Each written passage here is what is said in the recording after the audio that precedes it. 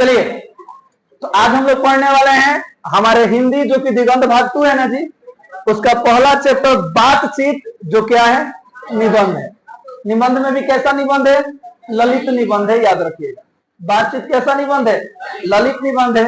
और जिस निबंध के रचनाकार कौन है सर? तो हमारे बालकृष्ण भट्ट जी हैं। कौन है बाबू? हमारे बालकृष्ण भट्ट जी हैं इस निबंध के रचनाकार, याद रखिएगा। आगे बढ़ते हैं, सुनिएगा। यहाँ पे अब सबसे पहले हम कहीं बालकृष्ण भट्ट जी के बारे में जानेंगे पूरा, जो कि आपके एग्जाम के लिए बहुत इंपॉर्टेंट होगा। एग्जाम में ऑब्जेक्टिव का ही प्रश्न पूछ देता है। और इधर देखिए सर, यहाँ पे लिख दिया गया है एगो बात, यहाँ यही है हमारे बालकृष्ण भट्ट जी। हिंदी साहित्य के गद्य प्रधान कविताओं के जनक, नाटककार, उपन्यासकार एवं हिंदी के श्रेष्ठ पत्रकार कौन है? बालकृष्ण भट्ट जी हैं। इनको गद्यकार के रूप में भी जाना जाता है। किसके रूप में? गद्यकार के रूप में भी जाना जाता है, याद रखिएगा। ओके, चलिए, सब लिखा है सर, आप साथ साथ जवाब दीजिए, मैं भी बताऊंगा। बताइए, बालकृष्ण भट्ट जी का जन्म कब हुआ था? 23 जून 1844 में। ओके, निधन कब हुआ? 20 जुलाई 1914। ओके, चलिए आगे बढ़ते हैं। आगे है, देखिए यहाँ पे लेखक परिचय लिख दिया गया है। आइए तो सभी के बारे में बढ़िया से जानते हैं। वहां पे शुरू में जन्म तिथि और निधन इसलिए बता दिया गया क्योंकि वो बालकृष्ण भट्ट जी थे, उनके बारे में लिखा गया था। अब एक एक करके विस्तार से जो भी हमारे किताब में है और जो भी हमारे एग्जाम के लिए महत्वपूर्ण है वो चीज हम कवर करने जा रहे हैं। ठीक है, ध्यान दीजिएगा। लेखक कौन है? तो बालकृष्ण भट्ट जी हैं। आधुनिक काल के, ध्यान दीजिए, क्वेश्चन पूछता है कि बालकृष्ण भट्ट किस काल के लेखक हैं? आधुनिक काल। किस युग के लेखक हैं? भारतेंदु युग, याद रखिएगा। ठीक है, काल पूछेगा तो आधुनिक काल, और अगर युग पूछेगा तो भारतेंदु युग। ओके, याद रखिएगा कि प्रमुख साहित्यकार हैं कौन? तो बालकृष्ण भट्ट जी। ओके, इनका जन्म अभी बताया गया कब हुआ था? 23 जून 1844। निधन कब हुआ? 20 जुलाई 1914। ओके, माता का नाम क्या था? पार्वती देवी था। और पिता का नाम क्या था? बेनी प्रसाद भट्ट था। इसी में एक बात याद रखिएगा सर, जो बेनी प्रसाद भट्ट थे वो एक व्यापारी थे। क्या थे? व्यापारी। अर्थात बालकृष्ण भट्ट जी के पिताजी जो बेनी प्रसाद भट्ट जी थे वो पेशे से क्या थे? व्यापारी थे। और इनकी माता जो पार्वती देवी थी ये गृहिणी थी, पढ़ी लिखी थी। और इन्हीं के माध्यम से ये हमारे बालकृष्ण भट्ट जी के मन में पढ़ने की, अध्ययन करने की लालसा जगी। मन उनको मन हुआ कि अब मैं भी क्या करूंगा सर? पढ़ाई करूंगा। आगे देखिए, निवास स्थान इनका कौन सा है? इलाहाबाद, उत्तर प्रदेश। इलाहाबाद, उत्तर प्रदेश, याद रखिए। चलिए आगे बढ़ते हैं। देखिए इनकी रचनाएं हैं सर, तो जाहिर सी बात है बालकृष्ण भट्ट जी अलग अलग रचनाएं किए हैं। इन्होंने उपन्यास भी लिखा है, नाटक भी लिखा है, प्रहसन भी लिखा है, निबंध भी लिखा है, याद रखिए। प्रहसन का मतलब होता है किसी की आलोचना करना या किसी की समीक्षा करना, इस प्रकार का। आगे देखिएगा, पहले देखते हैं इन्होंने उपन्यास कौन कौन सा लिखा है, याद रखिएगा। कभी भी किसी भी लेखक का रचना आपको याद करना हो तो शुरुआत का 3-4 याद कर लीजिए और लास्ट का 2-3 याद कर लीजिए। अक्सर ऐसा देखा गया है कि एग्जाम में प्रश्न शुरू से पूछेगा अंत लास्ट से पूछेगा, याद रखिएगा। ठीक है, ऑब्जेक्टिव टाइप क्वेश्चन। उपन्यास कौन कौन से लिखे हैं बताइए तो? रहस्य कथा, नूतन ब्रह्मचारी, 100 अनाज एक सुजान, गुप्त बैरी, सुनेगा। अच्छा हाँ, 100 अजान एक सुजान, गुप्त बैरी, रसातल यात्रा, उचित दक्षिणा, हमारी घड़ी, सद्भाव का अभाव। ये क्वेश्चन पूछ चुका है एग्जाम में कि सद्भाव का अभाव के रचनाकार कौन है? तो बालकृष्ण भट्ट जी। ठीक है, आगे देखिएगा। नाटक इन्होंने कौन कौन सा लिखा है, याद रखिएगा। पद्मावती, कौन सा? पद्मावती रचना इन्होंने लिखा है, जो कि एक नाटक है। किरात अर्जुनीय, क्या लिखा है सर? किरात अर्जुनीय, बेड़ी संहार, शिशुपाल वध, नल दमयंती, शिक्षादान, चंद्रसेन, सीता वनवास, पतित पंचम, मेघनाथ वध, कट्टर सून की एक नकल, वह नल्ला, इंग्लैंड वस्त्री और भारत जननी, भारतवर्ष और कली, दो दूरदेशी, एक रोगी और एक वैद्य, रेल का विकट खेल, बाल विवाह इत्यादि, ये सभी इनके क्या हैं? नाटक है। ओके, आगे देखिएगा सर। प्रहसन इन्होंने कौन कौन सा लिखा है?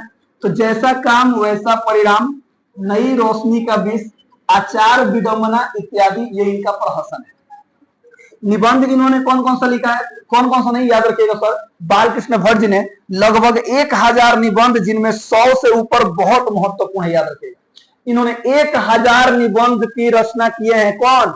बालकृष्ण भट्ट जी, जिसमें से जो 100 है वो बहुत ज्यादा फेमस है और बहुत ही महत्वपूर्ण निबंध है, जिसमें से एक ये भी है जो हम लोग पढ़ रहे हैं। कौन सा? बातचीत। चलिए आगे बढ़ते हैं।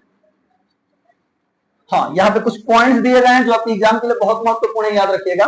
जैसे लिखा गया है सर, भारतेंदु हरिश्चंद्र की प्रेरणा से हिंदी वर्धनी सभा प्रयाग की ओर से 1877 में हिंदी प्रदीप, याद रखिएगा, हिंदी प्रदीप नामक मासिक पत्र निकालना प्रारंभ किया। किन्होंने? बालकृष्ण भट्ट जी ने। इसे वे 33 वर्षों तक चलाते रहे। कितने वर्षों तक चलाते रहे? 33 वर्षों तक चलाते रहे। कौन? बालकृष्ण भट्ट जी। आगे देखिएगा, बालकृष्ण भट्ट जी गद्यकार भी थे, मैंने शुरू में ही बोला था, इनको गद्यकार भी कहा जाता है। यहाँ पे लिखा गया है सर, आचार्य रामचंद्र शुक्ल ने निबंधकार के रूप में बालकृष्ण भट्ट जी को, किसके रूप में? निबंधकार के रूप में बालकृष्ण भट्ट जी को अंग्रेजी साहित्य के एडिशन और स्टील की श्रेणी में रखा है। यानी कि रामचंद्र शुक्ल भी एक रचनाकार हैं जिन्होंने बालकृष्ण भट्ट को नहीं तो उपाधि दिया जाता है, बोला जाता है कि आपकी तुलना इससे की जाती है, तो उनकी तुलना किससे की गई है? एडिशन और स्टील। एक्चुअली हमारे किताब में भी एडिशन और बेन जॉनसन का जिक्र किया गया है, इस लेसन में, याद रखिए। आगे चलते हैं सर। हाँ, अब बातचीत पाठ का निबंध का जो है वो क्या है सर? अब इसका सारांश पढ़ेंगे। क्या पढ़ेंगे? सारांश पढ़ेंगे, ध्यान दीजिएगा। यानी सारांश क्या होता है, सभी को पता है कि पूरे पाठ पढ़ने के बाद एक छोटे से सारांश यानी अंश में पूरा पाठ समझ में आ जाए, वही सारांश होता है। ठीक है, आइए पढ़ते हैं सर सारांश क्या है, ध्यान दीजिएगा। बातचीत शीर्षक निबंध आधुनिक काल के प्रसिद्ध निबंधकार बालकृष्ण भट्ट जी द्वारा लिखा गया है, जिसमें वाक शक्ति, वाक शक्ति का मतलब क्या होता है? बोलने की शक्ति, याद रखेगा। जिसमें वाक शक्ति को लेखक ने ईश्वर का वरदान बताया है। वाक शक्ति को बालकृष्ण भट्ट जी क्या कहते हैं? ईश्वर का वरदान बताते हैं। भट्ट जी कहते हैं कि वाक शक्ति अगर मनुष्य में ना होती, ये क्वेश्चन एग्जाम में भी पूछता है कि अगर मनुष्य में वाक शक्ति ना होती तो क्या होती, माने क्या होती यानी क्या होता। माने यहाँ पे भट्ट जी कहते हैं कि वाक शक्ति अगर मनुष्य में ना होती तो न जाने इस गूंगी सृष्टि का क्या हाल होता। सब लोग मानव पशुओं की भांति एक कोने में बैठा दिए गए होते। ये बात सही है कि नहीं सर? सभी लोग एक कोने में बैठा दिए गए होते, जगह पशु एकदम दिन भर हाँ मुंह चलाते रहती हैं, कलवही में सूझ जली सब, मैंने जो भी है उसी तरह मनुष्य का भी हाल होता। लेकिन हमारे अंदर एक शक्ति है जो कि ईश्वर का दिया हुआ वरदान है, और वो क्या है सर? वाक शक्ति है। वे कहते हैं कि जिस प्रकार आदमी को जिंदगी मजेदार बनाने के लिए खाने पीने चलने फिरने और भी दो चार को काम बहुत जरूरी है, सब सुनिएगा, इत्यादि की जरूरत होती है, वैसे ही बातचीत भी अति आवश्यक है।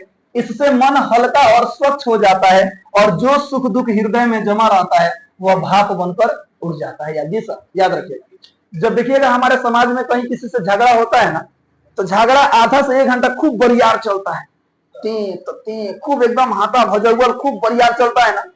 झगड़ा वहीं पे खत्म नहीं होता है। जब लोग थक जाते हैं तो अपने द्वार पर जाकर झगड़ा करने लगता है, मैंने बोला बोली। अगर बस जो भेटाएगा, जे रास्ता में भेटाएगा, चाहे जो द्वार पर जाएगा, बताओ हम गलती ना हमारा में दुष्ट को नहीं हुए,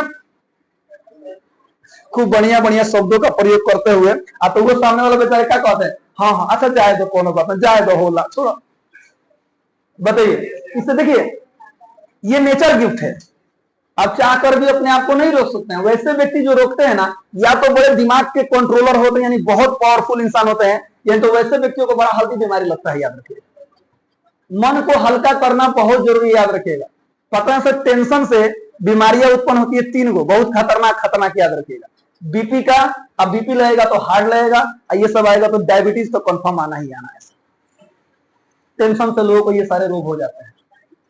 इसीलिए कोई भी ढेर टेंशन एक बात बताई, बता दीजिए, बात खत्म, आगे बढ़ते हैं सर। महान विद्वान बेन जॉनसन कहते हैं कि बोलने से ही मनुष्य के असली रूप का साक्षात्कार होता है। जब तक व्यक्ति बोलेगा नहीं तब तक आप उसके रूप को नहीं पहचान पाएंगे सर। कोई बहुत सुंदर सुंदर अच्छे अच्छे व्यक्ति जब वो बोलते हैं तो सामने वाले को बड़े खराब लगता है, कितना अगर जबान कितना खराब है, बताइए। कोई भले ही कोई सुंदर नहीं होता है, वैसे व्यक्ति जब मीठी वाणी बोलते हैं तो कितना अच्छा लगता है, बताइए, माने बेहतर लगता है। तो वही बोला गया सर, बोलने से ही मनुष्य का असली रूप का साक्षात्कार होता है, यानी उनके बारे में पता चलता है। ये किन्होंने कहा था? बेन जॉनसन ने कहा था, याद रखिएगा। और एडिसन ने क्या कहा था? असली बातचीत केवल दो व्यक्तियों के बीच ही हो सकती है। अगर तीन व्यक्ति जहां जे हुए तो ये अपना बतिया छुपाने लगेंगे और सामने वाले अपन बतिया छुपाने लगेंगे कि कहीं बतिया ई मत जान जाओ। और जब 5-6 आदमी हो जाला तो लोग खाली फॉर्मेलिटी निभाते हैं, फॉर्मेलिटी निभाते हैं ना, बस यही होता है। आगे देखिएगा सर, लेखक कहते हैं कि बातचीत में वक्ता को स्पीच की तरह नाच नखरा जाहिर करने का मौका नहीं दिया जाता है। आदरणीय सभापति महोदय, शिक्षकगण, आगंतुक सज्जनों और मेरे दोस्तों, जैसा कि आप सभी जानते हैं कि आज हम बहुत खुश हैं। आज मुझे बोलने का मौका मिला है। आज मैं जो भी मैंने धीरे धीरे शुरू हो जाता है, तो शुरू में खूब बढ़िया good morning to all of you, एकदम शुरू हो गए माय डियर स्टूडेंट, बोलते बोलते गए, अब बीच में जाए क्या हो जाला,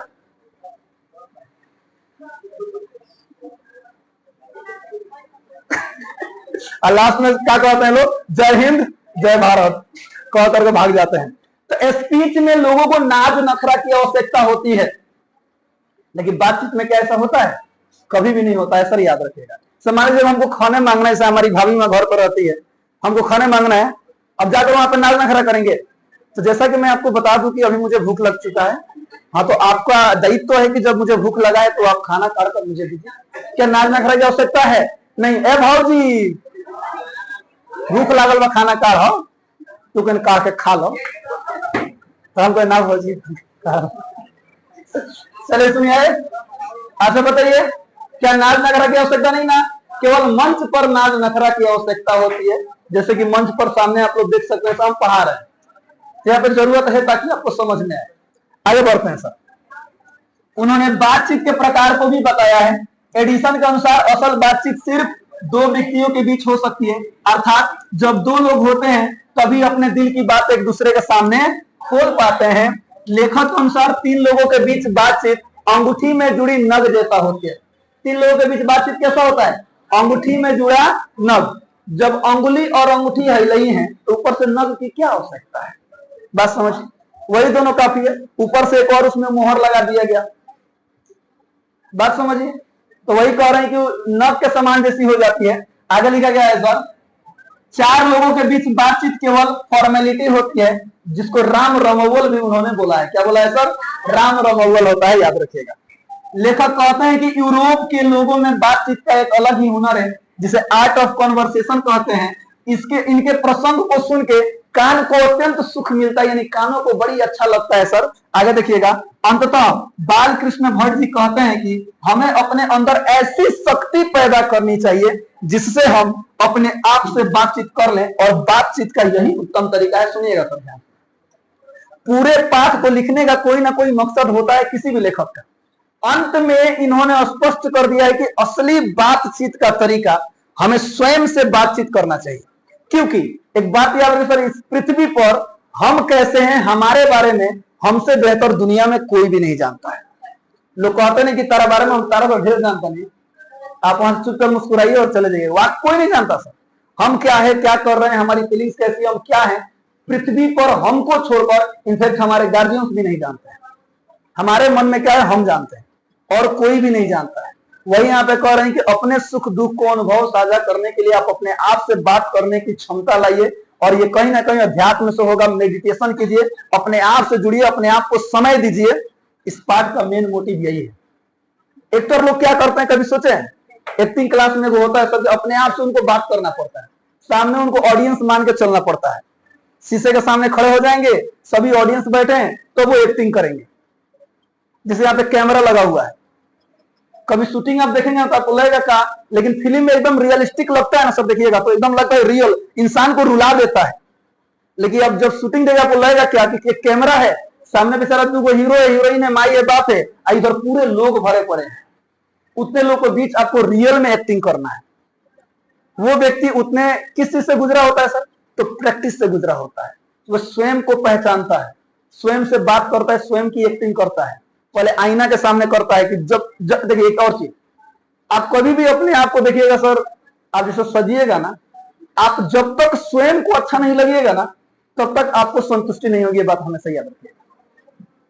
आपने कभी इस चीज का अनुभव किया है? आप आईना के सामने जाइए, बाल झाड़िए, एंगा नहीं मन खेला, आप जानते हैं कि जब हमको अच्छा लगेगा ना तब सामने वाले को अच्छा लगेगा। बात समझ में है?